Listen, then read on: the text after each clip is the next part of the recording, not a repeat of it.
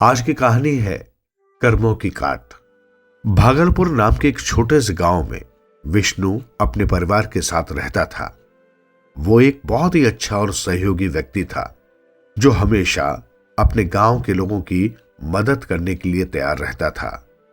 वो अपने पड़ोसियों के साथ अच्छा व्यवहार करता था, उनकी जरूरतों का ध्यान रखता था और उनके साथ हमेशा सहानुभूति रखता था। लेकिन विष्णु के इतने अच्छे होने के बावजूद भी उसके साथ हमेशा कुछ न कुछ बुरा होता था। उसके खेतों में फसलें खराब हो जाती थी, उसके पशुओं को बीमारी लगती थी और उसके घर में अक्सर चोरियां होती थी। विष्णु को लगता था कि ये उसके कर्मों का परिणाम है, लेकिन वो समझ नहीं पाता था कि उसने ऐसा क्या किया था जिसके कारण उसके साथ ऐसा होता था। विष्णु के परिवार के लोग भी उसकी समस्या से परेशान थे। उसकी पत्नी रुक्मणी कहती थी, विष्णु तुम इतने अच्छे हो, फिर भी तुम्हारे साथ ऐसा क्यों होता है? भगवान तो अच्छे कर्म करने वालों के साथ हमेशा अच्छा करता है। तुम लोगों की हमेशा इतनी मदद करते हो, परंतु तुम्हारे साथ हमेशा बुरा होता है। विष्णु के बच्चे भी उसकी समस्या से डरते थे और वे अक्सर अपने पिता से पूछते थे, पिताजी क्या हमारे साथ भी ऐसा ही होगा? विष्णु को लगता था कि उसके साथ होने वाली इन घटनाओं का कोई रहस्य है और वो उसे समझने की कोशिश करता था। लेकिन जितना वो समझने की कोशिश करता था उतना ही वो और भी उलझन में पड़ जाता था। एक दिन विष्णु ने अपने गांव के एक बुजुर्ग से बात की। वो बुजुर्ग बहुत ही समझदार और अनुभवी थे और विष्णु ने उनसे अपनी समस्या के बारे में बताया। बुजुर्ग ने विष्णु की बात सुनी और कहा, विष्णु तुम हमेशा अपने इस जन्म में अच्छे कर्म ही करते आए हो, लेकिन हो सकता है कि तुम्हारे साथ होने वाली इन घटनाओं का कारण तुम्हारे पिछले जन्म के कर्म हो। तुम्हारे पिछले जन्म में तुमने कुछ ऐसा किया होगा जिसके कारण तुम्हारे साथ ऐसा हो रहा है। विष्णु ने बुजुर्ग से पूछा, लेकिन मैंने ऐसा क्या किया होगा? और अगर मैं अपने पिछले जन्म में ऐसा कुछ किया भी होगा तो मुझे कैसे पता चलेगा कि मुझे अपने किस कर्म की सजा मिल रही है? बुजुर्ग ने कहा, विष्णु तुम्हारे पिछले जन्म के कर्मों को तुम नहीं जानते, लेकिन तुम्हारे साथ होने वाली इन घटनाओं से तुम्हें यह समझने में मदद मिल सकती है कि तुम्हारे पिछले जन्म में तुमने क्या गलत किया था। तुम अपने साथ होने वाली घटनाओं पर जरा ध्यान दो और हो सके तो किसी ऐसे व्यक्ति से मिलो जो तुम्हारे पिछले जन्म के बारे में तुम्हें बता सकता हो। विष्णु ने बुजुर्ग की बात सुनी और सोचने लगा। वो समझने की कोशिश कर रहा था कि उसने अपने पिछले जन्म में क्या किया होगा जिसके कारण उसके साथ ऐसा हो रहा है। तभी एक दिन विष्णु के साथ एक अजीब सी घटना हुई। वो अपने खेत में काम कर रहा था तो उसे खेत में खुदाई करते हुए एक बहुत पुरानी किताब मिली। वो किताब बहुत ही पुरानी थी और उस पर धूल जमी थी। विष्णु ने उस किताब को उठाया और उसे खोला। उस किताब में विष्णु ने अपने पिछले जन्म की कहानी पढ़ी। वो कहानी बहुत ही अजीब थी और विष्णु को समझ नहीं आया कि ये सच है या नहीं। लेकिन इस कहानी ने विष्णु को ये समझने में मदद की कि उसने अपने पिछले जन्म में क्या किया था जिसके कारण उसके साथ ऐसा हो रहा है। विष्णु ने उस किताब को पढ़ा कि उसके पिछले जन्म में वो एक अमीर व्यापारी था।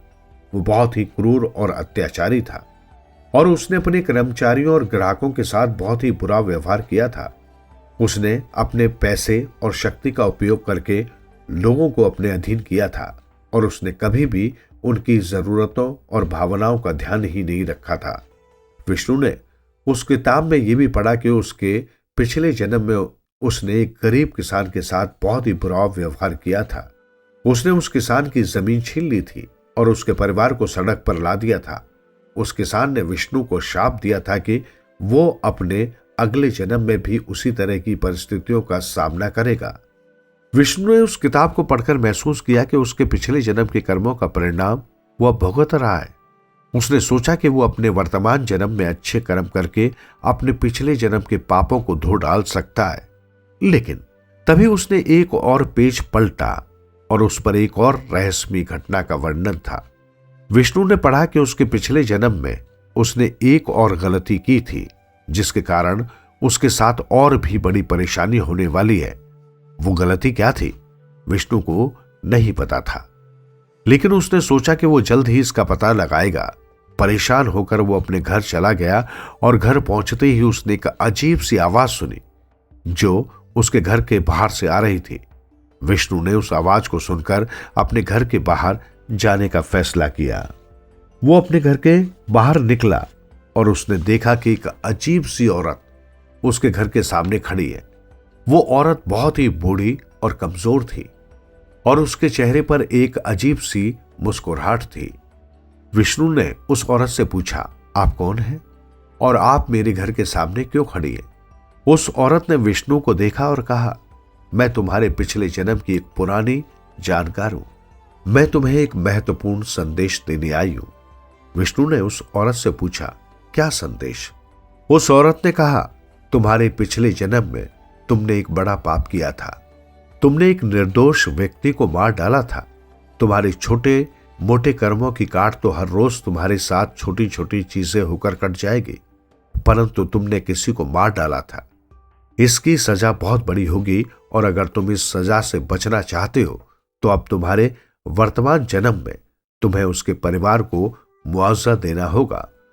विष्णु ने उस बूढ़ी औरत की बात सुनकर सोचा कि वो कैसे उस निर्दोष व्यक्ति के परिवार को मुआवजा दे सकता है। वो नहीं जानता था कि उस व्यक्ति का परिवार कहाँ रहता है और वे कौन है।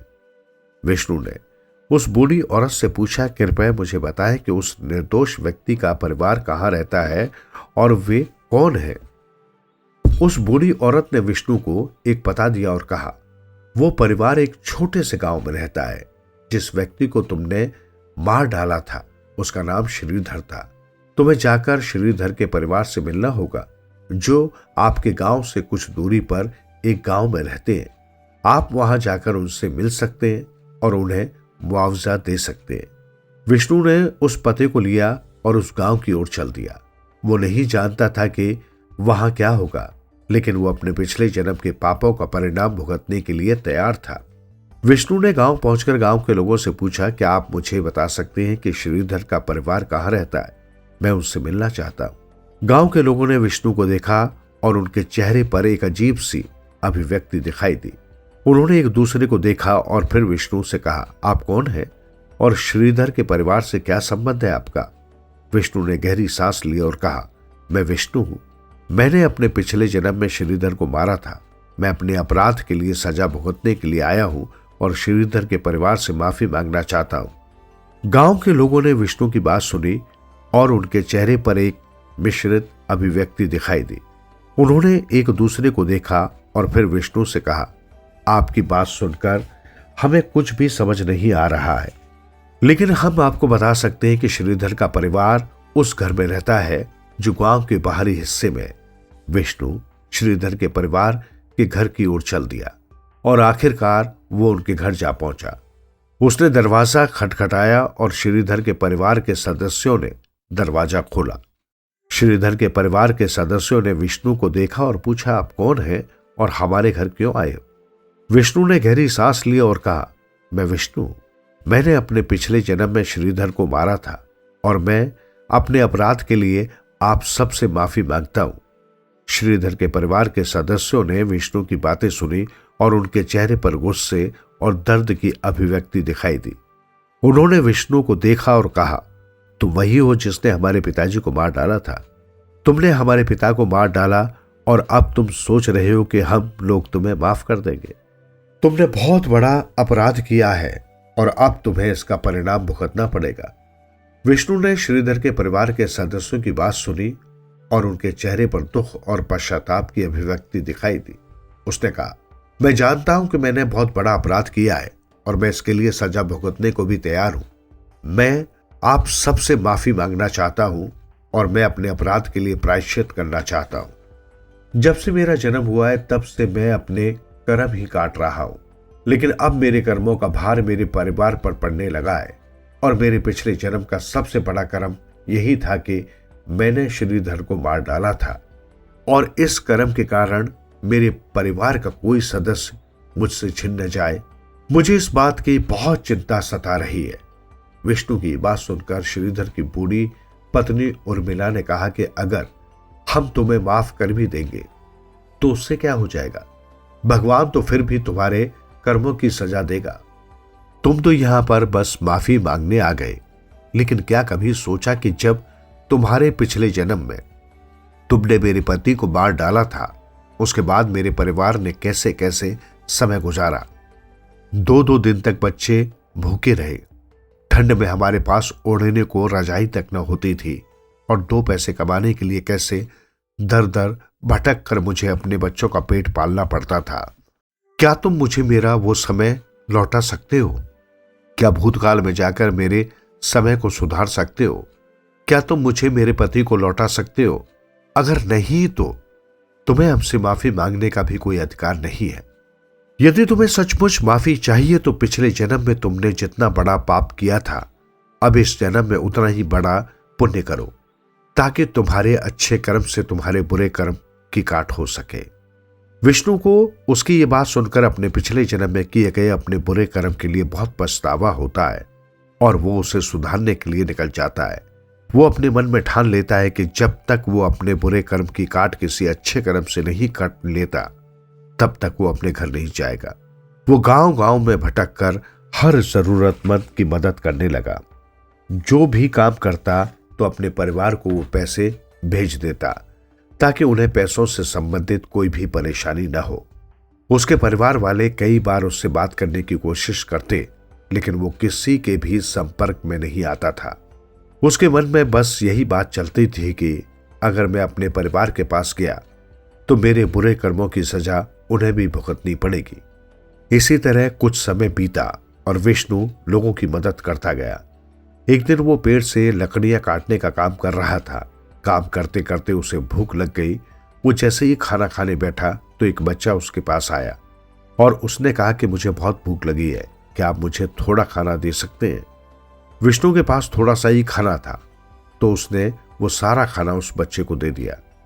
तभी उस बच्चे ने इस बुढ़िया का रूप लिया जिसने विष्णु को उसके पिछले जन्म के बारे में बताया था। विष्णु उसे देखकर हैरान रह गया और उसने उससे पूछा, आज आप मेरे सामने आइए, तो क्या इसका मतलब यह है कि मेरे पिछले जन्म के सारे बुरे कर्मों की काट हो चुकी है? तो वो बुढ़िया बोली कि अभी बस एक अच्छा कर्म करना बाकी है, और जैसे ही तू वो कर्म कर देगा तो तेरे सारे बुरे कर्मों के काट हो जाएगी, और वो बहुत जल्दी होगा। इतना कहकर वो बुढ़िया वहां से अंतर्ध्यान हो गई। विष्णु को समझ नहीं आया कि एक ऐसा कौन सा काम बचा है जिससे उसके बुरे कर्म कट जाए। तभी एक रोज वो एक रास्ते से गुजर रहा था और वहां पर एक आदमी लहूलुहान सड़क पर तड़प रहा था, लेकिन कोई भी उसकी मदद के लिए नहीं आ रहा था। परंतु विष्णु उसकी मदद के लिए गया और उसे जल्दी से अस्पताल लेकर गया। उसका बहुत खून बह चुका था। डॉक्टर को उसकी जान बचाने के लिए खून की जरूरत थी। उसे खून देने वाला भी कोई नहीं था। तब विष्णु ने उसकी जान बचाने के लिए अपना खून दिया। विष्णु को लगा कि शायद यही वो कर्म था जिससे उसके पिछले जन्म के कर्मों की काट हो गई, और शायद इसी के बारे में वो बुढ़िया बात कर रही थी। तभी विष्णु को अस्पताल में किसी के रोने की आवाज सुनाई दी। उसने डॉक्टर से इस बारे में पूछा तो डॉक्टर ने कहा, एक औरत का बच्चा बहुत बीमार है, उसकी देखभाल करने वाला उसकी मां के सिवाय और कोई नहीं है। पिता की मृत्यु कुछ समय पहले हो गई, इस कारण पैसों की बहुत कमी है। अगर सही समय पर उसके बच्चे का इलाज नहीं हुआ तो हम उसे बचा नहीं पाएंगे। विष्णु बच्चे के लिए बहुत चिंतित हुआ। उसने जब बच्चे की मां को रोते हुए देखा तो उसकी आंखों में आंसू आ गए और उसने अपनी सालों की जमा पूंजी उस बच्चे के इलाज में लगा दी, और कुछ ही दिनों में वो बच्चा बिल्कुल तंदुरुस्त हो गया। बच्चे की मां ने विष्णु का बहुत बहुत धन्यवाद किया और उसे अपने भाई का दर्जा दिया। विष्णु भी अब बहन पाकर बहुत खुश हुआ। पहली बार उसके मन में किसी की मदद करने के बाद इतनी अधिक संतुष्टि थी। तभी उसके सामने वो बुढ़िया प्रकट हुई और उसने कहा कि तूने जिस व्यक्ति को खून दिया उसकी मदद तूने ये सोचकर की कि इससे तेरे कर्मों की काट हो जाएगी, परंतु उस बच्चे की मदद तूने अपने हृदय से की, जिस कारण से तेरे जितने भी बुरे कर्म थे वो सब कट गए। तूने एक मां की संतान को नया जीवन दिया। तुम्हारे इस कर्म से तुमने अपने जन्मों जन्मांतरों के कर्म सुधार लिए। तुम्हारे पिछले जन्म के कर्मों के कारण तुम्हारे साथ आज तक जो भी बुरा हुआ, अब से ऐसा कुछ नहीं होगा और तुम बिना किसी डर के अपने परिवार के साथ भी रह पाओगे, क्योंकि अब तुम्हारे कोई बुरे कर्म नहीं है। तुम्हारा पूरा जन्म तुम्हारे अच्छे कर्म से धन्य होगा। बुढ़िया की ये बात सुनकर विष्णु बहुत खुश हुआ और फिर से वो अपने परिवार के साथ जाकर रहने लगा और बिना स्वार्थ के की गई उसकी इस मदद ने उसके समस्त जनों के बुरे कर्मों को एक बार में काट दिया।